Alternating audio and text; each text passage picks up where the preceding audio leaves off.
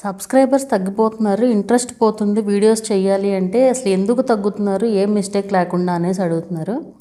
ఇది యాక్చువల్‌గా ఈ ఇష్యూ మనకి ఒక 1 మంత్ నుంచి ఉందండి. ఈ ఇష్యూ బాగా తగ్గుతున్నారు సబ్స్క్రైబర్స్. ఈవెన్ నాకు కూడా డైలీ 50-100 సబ్స్క్రైబర్స్ తగ్గిన రోజులు కూడా ఉన్నాయి. అంటే పెరిగే సబ్స్క్రైబర్స్ పెరుగుతారు, తగ్గే సబ్స్క్రైబర్ అంటే తగ్గేయే ఎక్కువ ఉన్నాయన్నమాట. దీనికి చాలా రకాల రీజన్స్ ఉంటాయండి. ఒకటి వైటీ సైడ్ ఇష్యూనే. ఇంతలాగా తగ్గుతున్నాయి అంటే యూట్యూబ్ సైడ్ ఇష్యూని అదే సెట్ అయిపోద్ది. అండ్ నాకైతే సెట్ అయిపోయింది కూడా. కొంతమందికి ఇంకా ఉంది, అదే ఆటోమేటిక్గా సెట్ అవుతుంది ఒకటి. ఇంకోటి ఏంటంటే స్పామ్ సబ్స్క్రైబర్స్. అంటే ఇప్పుడు మనకి యూట్యూబ్ రిమూవ్ చేసేస్తుంది. ఇప్పుడు ఫర్ ఎగ్జాంపుల్ చెప్తాను మీకు.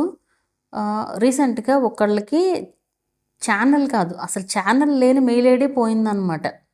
అంటే ఇప్పుడు మనకి స్పామ్ అండ్ డిసెప్టివ్ ప్రాక్టీసెస్ అనేసి వచ్చి ఛానల్స్ పోతూ ఉంటాయి కదా. సో ఆ విధంగా అసలు ఛానల్ లేని మెయిల్ ఐడికి వచ్చింది. అది వచ్చి ఆ ఛానల్ పోయింది.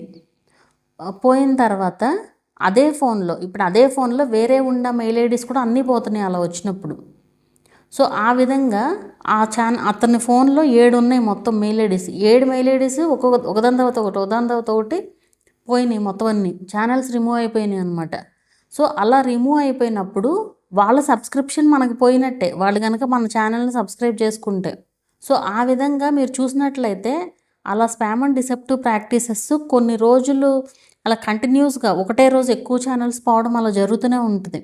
సో పోయినప్పుడు అలాంటి వాళ్ళు ఎవరైనా మన ఛానల్ని సబ్స్క్రైబ్ చేసుకున్నారనుకోండి, అయిపోయినట్టే కదా. అదొక రీజన్.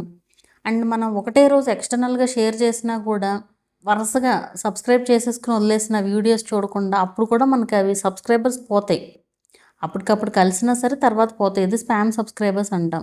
అలాగే మనం వీడియో లింక్ పంపించామనుకోండి సబ్స్క్రైబ్ చేసుకోమని, వాళ్ళు ఆ వీడియో లింక్ ద్వారా జస్ట్ వీడియో ఓపెన్ చేసి సబ్స్క్రైబ్ చేసుకొని వదిలేసారనుకోండి, మినిమం 30 సెకండ్స్ అన్న వాచ్ చేయాలి.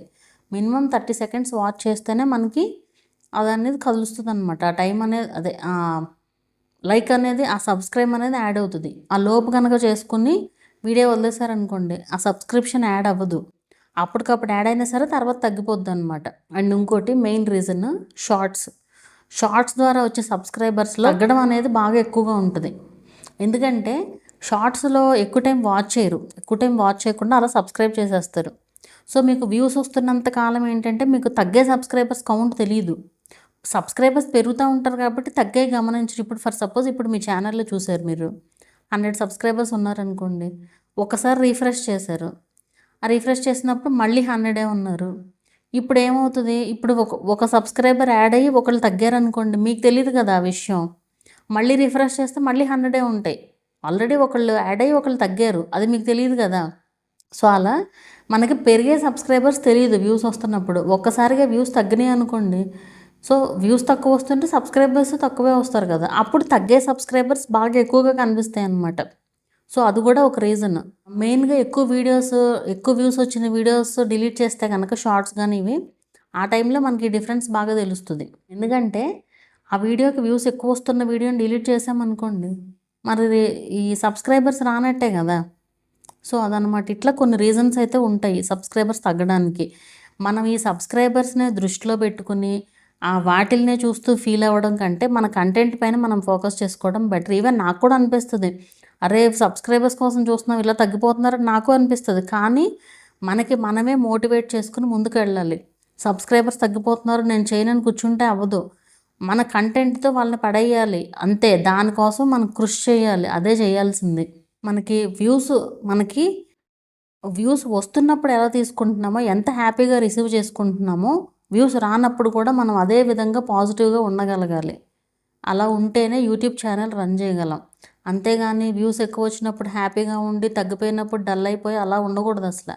ఇది యూట్యూబ్లో అనే కాదు, లైఫ్లో కూడా ఎప్పుడైనా సరే మనం అలా ఉండగలగాలి. దేంట్లో అయినా సరే న్యూట్రల్గా. అప్పుడు అంతా కరెక్ట్గా జరుగుతుంది. అండ్ సబ్స్క్రైబర్స్ తగ్గడానికి వాళ్ళైనా అన్సబ్స్క్రైబ్ చేయొచ్చు. ఈ రీజన్స్ అన్నిటితో పాటు వాళ్ళే అన్సబ్స్క్రైబ్ కూడా అవ్వచ్చు. అండ్ ఇప్పుడు మనకి ముందంతా నచ్చిన వాళ్ళు తర్వాత నచ్చకపోవచ్చు. ఇప్పుడు నేనే ఉన్నాను, ముందు నుంచి నేనంటే అసలు తెగ ఇష్టపడిన వాళ్ళకి ఇప్పుడు నేను నచ్చకపోవచ్చు. అవన్నీ మనం చెప్పలేము, అందరినీ మనమే సాటిస్ఫై చేయలేము. మనం మాట్లాడిన మాట ఏదో వాళ్ళకి నచ్చకపోవచ్చు. సో అలాంటప్పుడు వాళ్ళు మరి ఇష్టపడకపోవచ్చు, అప్పుడు అన్‌సబ్‌స్క్రైబ్ చేయొచ్చు. అలా ఎప్పుడైనా ఇది కూడా ఒక రీజనే. కాకపోతే అన్ని సబ్స్క్రైబర్స్ అయితే ఒకే రోజు అన్‌సబ్‌స్క్రైబ్ చేయరనుకోండి. బట్ ఇది కూడా ఒక రీజన్ అనమాట అది. సో, ఇదండి దీని గురించి. మీరు దాని గురించి ఆలోచన మానేసి మీ కంటెంట్ పైన మీరు ఫోకస్ చేయండి అది.